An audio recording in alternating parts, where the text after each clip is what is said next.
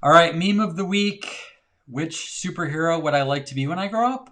All of them. Oh, look at his arms. One of my favorite memes. So heartwarming and yet relatable, frankly. Very relatable. All right, well, we have a little lesson to share from our visit to Wrigley Field. We had a great time. We were able to go on Father's Day this past Sunday to see the Miami Marlins, and it was great to be back at the friendly confines. I got to say, my vision remember last year when it was, we need 2 weeks to flatten the curve. Remember that? 2 weeks, remember that?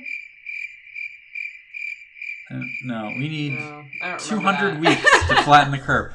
I had this vision because we had Cub tickets last year for June, and it was okay, we're gonna flatten the curve. 2 weeks, we can do this. I had visions of being at Wrigley Field in June. I'm like, it's all gonna be be past it. It's gonna be great.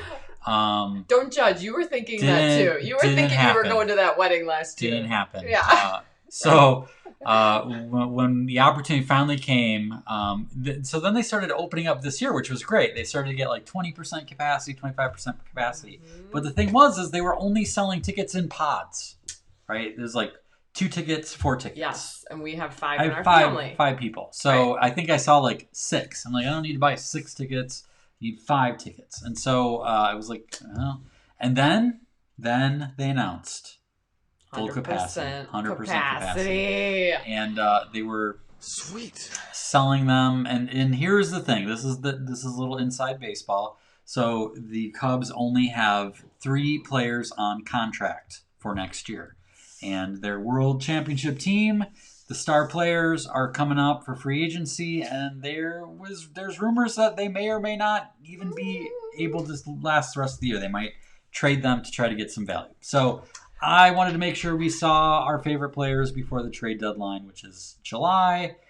Literally, Sunday was the only day that we had open. Mm-hmm. Which was Father's Day, so it was perfect. Yeah, so we got a chance to get these tickets. I got signed up for the waiting list and kind of got a drawing. But we had a good time, and I got a chance. We saw Tom Ricketts, who is the owner of the Cubs. He walked right in front of us. I snapped a picture just as this woman was. I don't know. This would be a good caption contest. I think, of what could possibly happen. That is a funny angle and everything. But speaking of funny angles, Kim got this one, and it almost looks like maybe we're having a little bit of a conversation, and I'm telling Mr. Ricketts how to spend his money. His millions. Did he listen to you? We'll find out. We'll find out. After the trade deadline. Yeah. So that was kind of a fun thing, him walking right in front of us. And every time we see him, he always seems like a very, very nice guy. But we did get a chance to make a little video while we got there really early because it was supposed to rain and storm and tornadoes and the whole thing. And we stormed heaven and even got our biggest Cubs fans to do the same.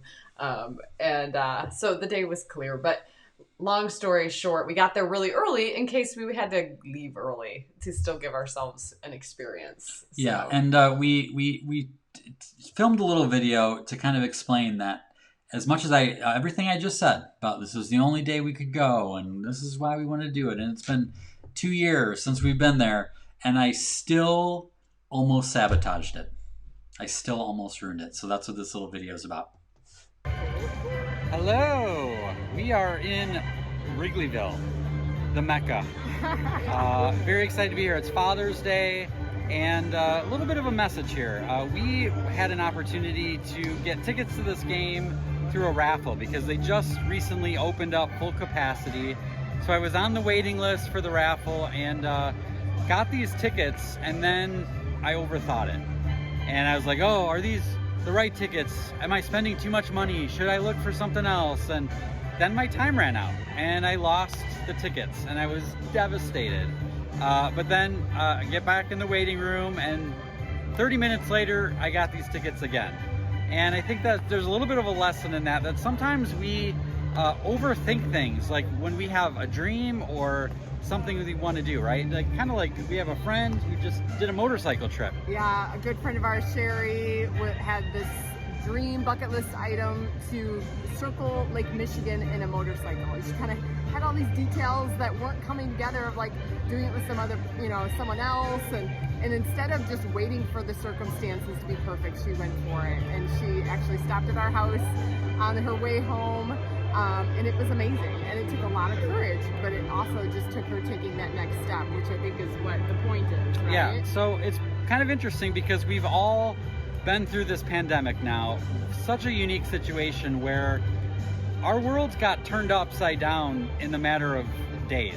I mean, none of us saw this coming, and we don't know how much time we have. We don't know what tomorrow is going to look like. We don't know what a month is going to look like from now. And I think we all learned that in the last 18 months. So I think just a reminder to think about what is going on in your heart right now. What is something you want to do, something you're looking forward to. And don't let yourself talk yourself out of it. Sometimes that's what our biggest obstacle is to a dream come true, is ourselves. And so do not delay, go for it. Whatever you want to go for it, just go for it. I almost learned that lesson the hard way with these amazing tickets. These are the best seats I've ever had at Wrigley Field.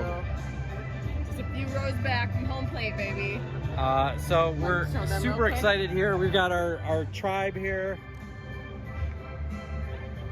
All decked out in Cubs gear. Go Cubs, go!